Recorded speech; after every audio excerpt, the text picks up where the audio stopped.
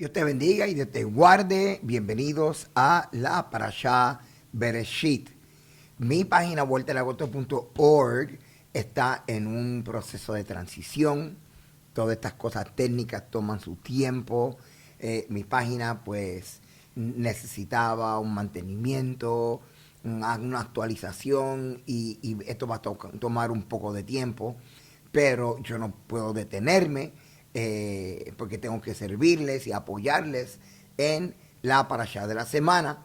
Así que lo que voy a estar haciendo es, aquí en mi página de YouTube, voy a estar compartiendo con ustedes toda la semana el drash de la parashá. ¿Qué es el drash? En el judaísmo, dentro de los 4 niveles de interpretación, donde el primer nivel es peshat, el nivel literal, entonces tenemos el nivel remes, que es una inferencia textual. Luego está el nivel drash.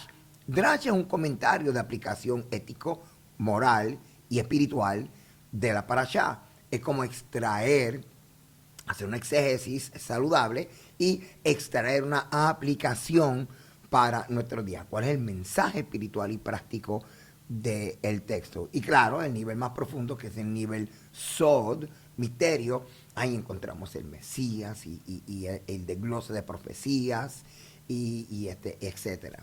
Así que espero que me tengan paciencia, ¿verdad? Porque no quería abandonarlos. Quería estar con ustedes desde el comienzo del ciclo. Así que no tengo PowerPoint, son un comentario. Vamos a fluir. Tengo el material aquí en mi computadora. Así que nada, comenzamos y gracias por estar conmigo. Vamos a comenzar entonces la parashá de Bereshit. La parashá Bereshit, y como te dije, voy a estar aquí leyendo en mi computadora el material que lo tengo. Bereshit significa en el principio o en un principio o en el comienzo. Y es la primera parashá de toda la Biblia y de todo el libro de Génesis. Y aquí encontramos lo que es el inicio de la creación, la historia humana y el plan redentor de Dios. Las lecturas de esta parashá es Génesis capítulo 1, del verso 1 hasta el capítulo 6, verso 8. Porque ahí luego entonces comenzamos la segunda parashá, que es la parashá de Noé, de Noah, donde encontramos el arca de Noé y la torre de Babel. Bueno, en esta parashá encontramos la creación del mundo, encontramos el huerto del Edén, la creación del hombre y de la mujer, la caída del hombre, encontramos la historia de Caín y Abel, las genealogías desde Adán hasta Noé y la introducción a la corrupción de la humanidad. En paralelo se lee la Haftará en Isaías capítulo 42, verso 5, hasta Isaías 43, verso 10, donde encontramos al profeta Isaías. Y el profeta Isaías presenta al Dios creador del cielo y de la tierra, que da aliento a los hombres y llama a Israel a hacer luz a las naciones. Sumamente importante e interesante, porque aquí encontramos la misión de Israel. Así como el creador formó al mundo del caos, también forma del caos al pueblo de Israel para redención y para revelarle su propósito. También tenemos la lectura del Nuevo Testamento. Por ejemplo, tenemos Juan capítulo 1, clásico, del verso 1 al 14. En el principio, Bereshit, era el verbo.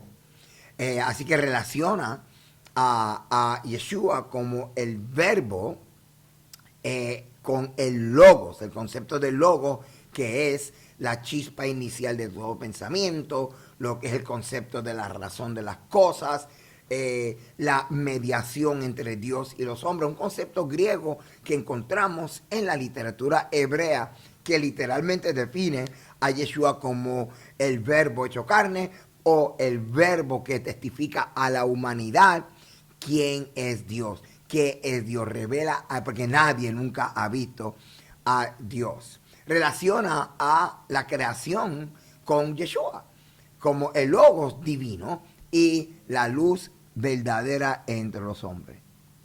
También encontramos Romanos capítulo 5, verso 12 a el 21, donde aparece Adán y Yeshua, el primer y el segundo o posterior Adán. Y se establece el contraste entre el pecado de Adán y la justicia de Yeshua. Luego, Hebreo capítulo 11, es otra porción que podemos leer paralelo a esta parashá, del verso de 1 al 7, donde vemos los testimonios de fe desde Adán hasta Noé.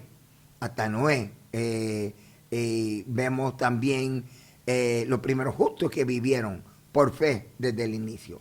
Y tenemos Apocalipsis capítulo 21, del 1 al 7, el concepto de la nueva creación, que es el cierre del ciclo del Génesis, la nueva creación en el Mesías. Según la codificación de Taryag Mitzvot, o los 613 mandamientos tradicionales del judaísmo, encontramos un solo mandamiento, que es el mandamiento de Génesis capítulo 1, verso 28, que es el de crecer y multiplicados. Y se considera que es el primer mandamiento para toda la humanidad. Y en el contexto hebreo y judío, este mandamiento es con el propósito de poblar la tierra con personas que puedan iluminar el planeta con la luz de la Torá. Entonces, en el caso de que la persona no pudiera tener hijos físicos, pues debería tener hijos espirituales, multiplicarse en discípulos, en personas que el judío, ¿verdad?, enseñando a otros judíos, en este caso bien tradicional judío, fuera de la intención de proselitar y convertir gente al judaísmo, lo que es la luz de la Torá. Ese es en todo el contexto judío. Claro, hay otras cosas interesantes, por ejemplo, bien controversiales, se los digo, muy controversial, donde se establecía que cuando un hombre llega a la edad de 18 años, según lo que es el Taryag Mitzvot, ¿verdad?, en la interpretación dentro del judaísmo, ya a la edad de 18 años, cuando un hombre llega a esa edad, queda sujeto a el mandamiento, le debe el mandamiento de ser fructificado y multiplicar. O sea, ya a esa edad él tiene que procurar tener hijos. No es como ahora que si tienen hijos a los 40 años. ¿Okay?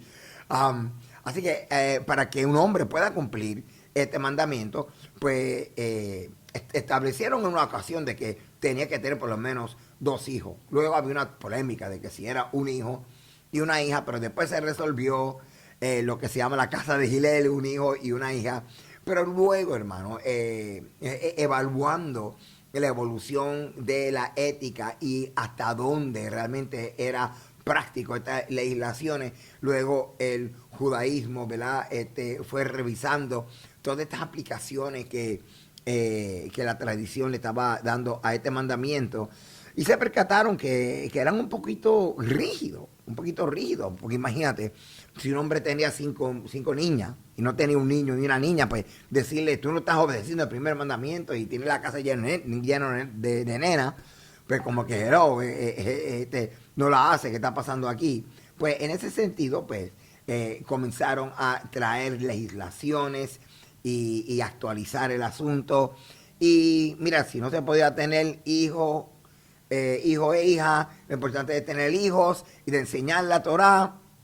Y si no podía tener hijos por alguna razón biológica, el de discipular a otras personas, a otros judíos, etcétera. ¿Okay? Lo importante era, y esto era el punto principal sobre todas las cosas, el propósito de este mandamiento era el de poblar el mundo con personas que llevaran a cabo la voluntad del Todopoderoso mediante el estudio de la Torah y el cumplimiento de los mandamientos. Así que básicamente eso era lo que era la aplicación, ¿verdad?, de este mandamiento en este sentido. Claro, podemos ver un montón en muchos versos muchos mandamientos. Por ejemplo, llenar la tierra y sojuzgarla, pues tiene que ver con crecer y multiplicar, dominar a los animales.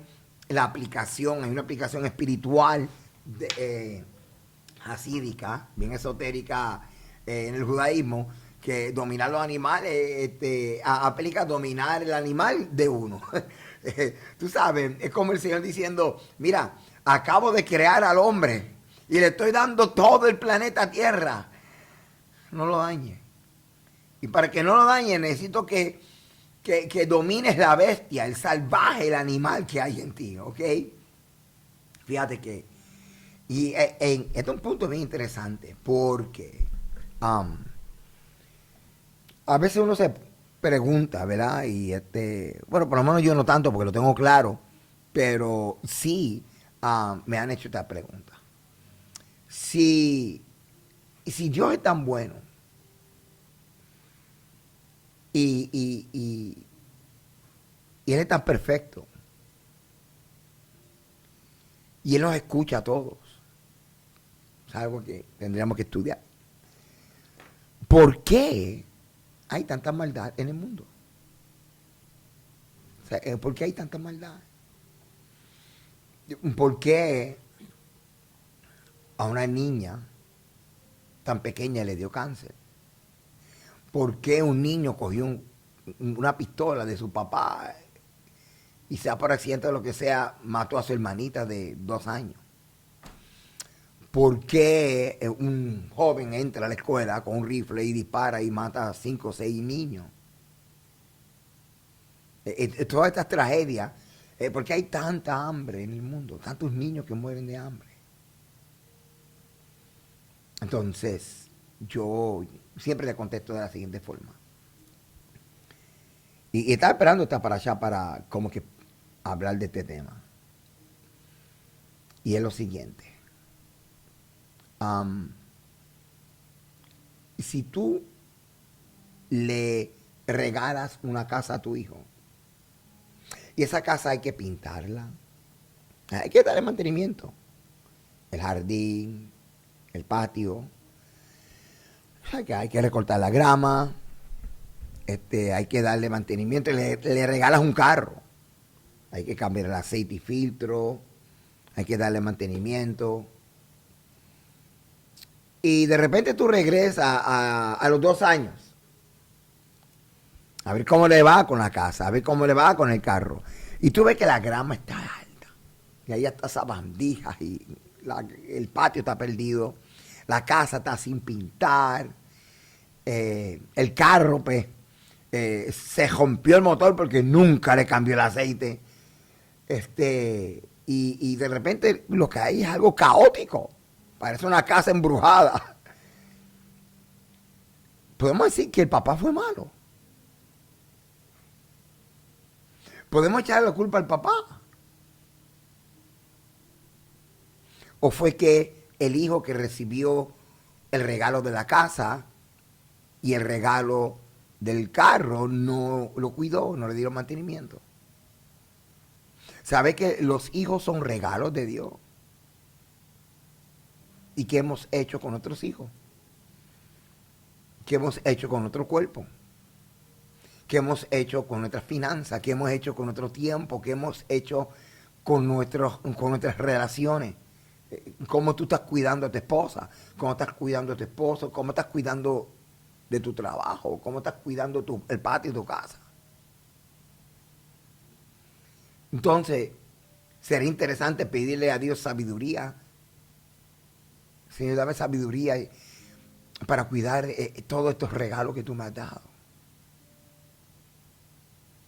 Pero pensamos de que Dios va a estar cada 30 segundos apareciendo y hablándonos. Y no hagas esto, y no hagas esto, y cuidado. Nosotros mismos le hemos dicho a nuestros hijos, mira, yo no voy a estar detrás de ti todo el tiempo. Así que les dejo este pensamiento. Por si acaso a usted le haya atacado este pensamiento. ¿Dónde está Dios en medio de todo el debacle de este mundo? Pues Dios, como todo un padre, está sufriendo. No está contento. Porque Él está viendo lo que nosotros estamos haciendo con lo que Él nos ha regalado. ¿Okay? Temas principales. Pero en otros mandamientos. No aparece el mandamiento, ¿verdad? De Shabbat, como tú y yo lo vemos en Levítico 23. Pero sí aparece el mandamiento, ¿verdad? Bueno, por lo menos aparece. Y dame leer bien el texto, ¿ok? Porque es que estamos acostumbrados a decir que es el mandamiento, ¿ok? Acerca del Shabbat, ¿verdad? Y entonces aparece en el capítulo 2, comenzando el capítulo 2. Fueron pues acabados los cielos y la tierra, todo el cielo, todo el ejército de ellos, y acabó Dios en el día séptimo la obra que hizo. Y reposó el día séptimo de toda la obra que hizo. Y bendijo Dios al día séptimo y lo santificó porque en él reposó de toda la obra que había hecho en la creación. De aquí se infiere entonces el mandamiento de el Shabbat, aunque sabemos que el mandamiento del Shabbat realmente aparece como mandamiento. La legislación en el libro de Éxodo. En el libro de Éxodo, cuando el Todopoderoso le da a Israel los mandamientos y después aparece en Deuteronomio.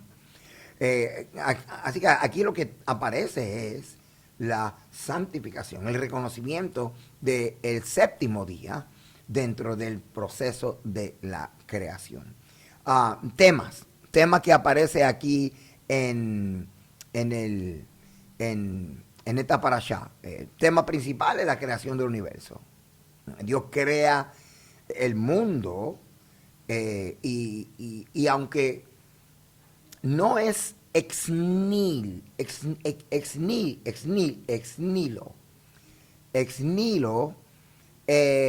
es un concepto, es una palabra latina que lo que significa es de la nada. Sabemos que Dios de la nada creó todo, pero la narrativa no está redactada en ese sentido. La narrativa parte de que ya hay algo creado, pero está desorganizado. Sabemos que Dios de la nada crea, pero la redacción de Génesis parte de que hay un caos. El día, la noche, el cielo, el espacio, los planetas, todo está fuera de lugar.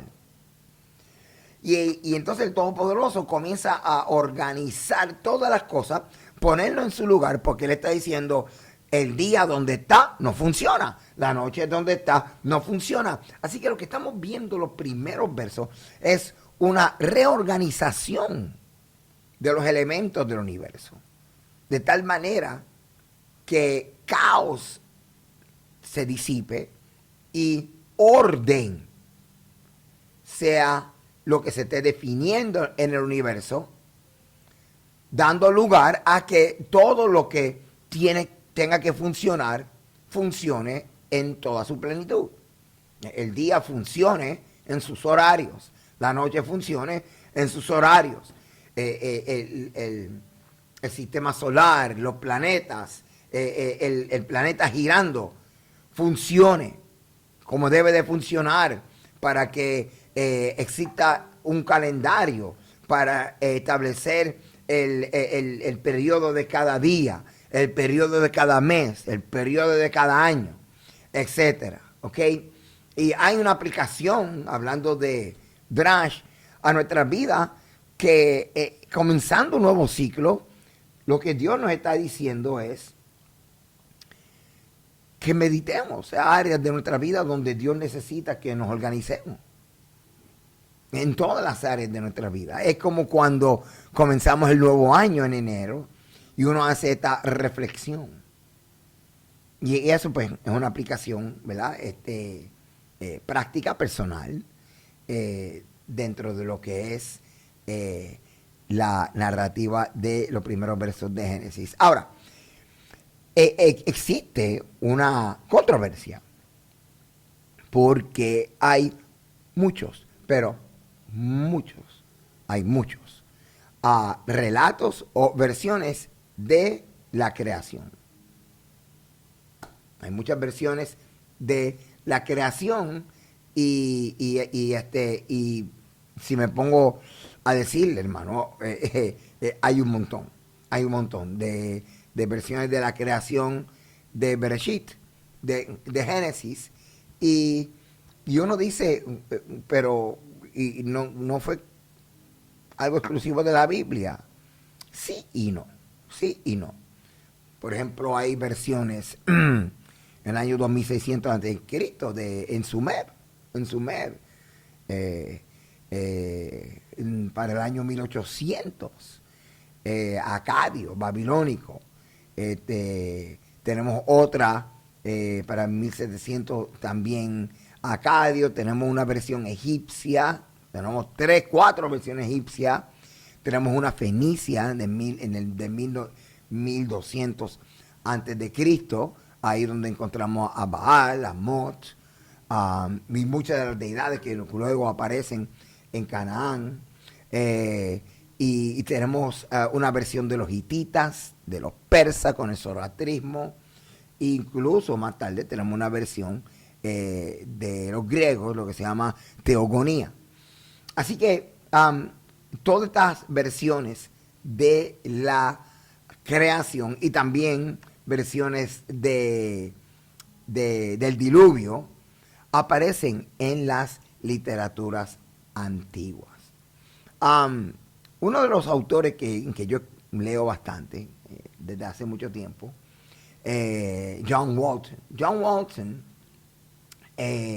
explica en el libro El mundo perdido por el diluvio, The Lost World from the Flood.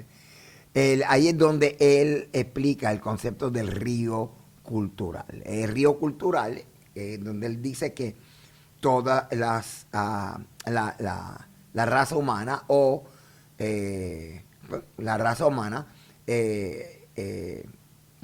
nace en Sumer, en el área Sumer, y de ahí siguieron multiplicándose y creciendo.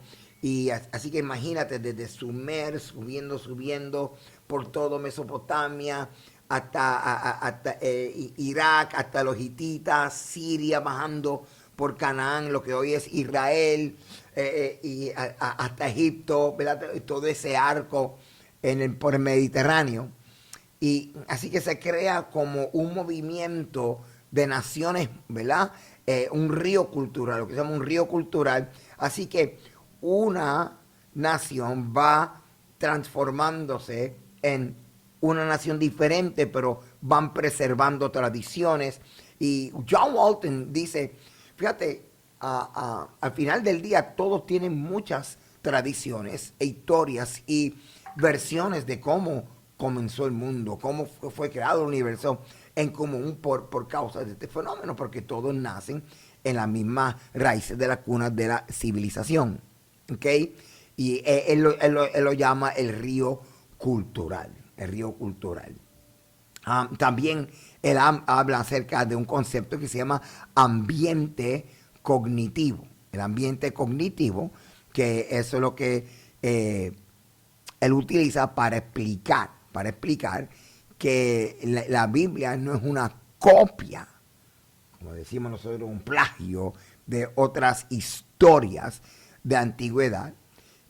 Porque si uno pensara eso, pues entonces pierde toda su credibilidad y pierde su autoridad. Entonces, John Walton lo que dice es que Israel comparte un entorno cultural en un ambiente cognitivo de la época, es decir, formas de pensar en común, metáforas en común, géneros literarios en común. Pero al mismo tiempo, John Walton dice que la Biblia enfatiza y ofrece distintos puntos teológicos que la separan de los demás. Así que es sumamente interesante ver todo esto, hermano.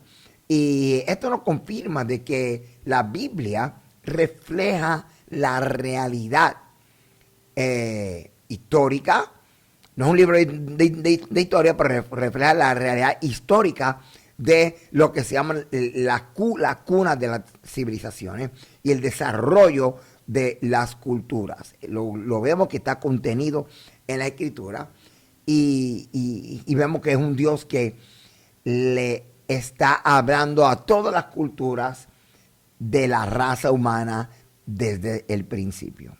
Sumamente interesante como yo digo, ¿verdad que sí?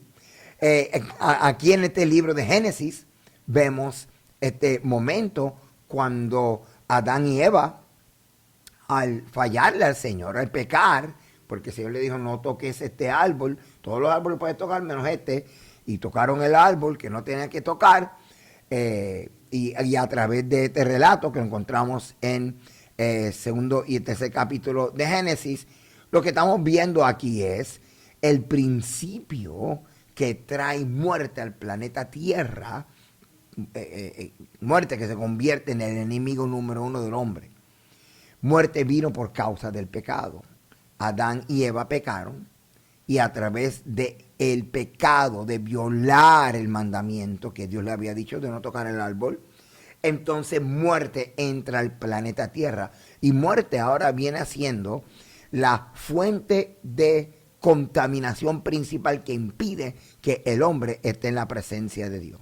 Así que cuando Yeshua se encuentra con Marta y María y le informan de que Lázaro ha muerto, Yeshua dice, no ha muerto, él solamente duerme. Porque todo el que muere creyendo en mí, duerme. Eso quiere decir que Yeshua, cuando fue a la tumba de Lázaro, estaba diciendo, yo soy la esperanza de que lo único que separa al hombre de Dios, la muerte y el pecado, que fue lo que trajo la muerte, yo lo voy a derrotar para que nunca tú estés eternamente separado de Dios. Que si tú mueres será como dormir. Y así como el Padre levantó a Yeshua de entre los muertos en la resurrección, tú tengas como este evento de la resurrección de Yeshua base de la esperanza de que a ti te van a levantar. Que la muerte no te va a mantener enterrado en la tierra.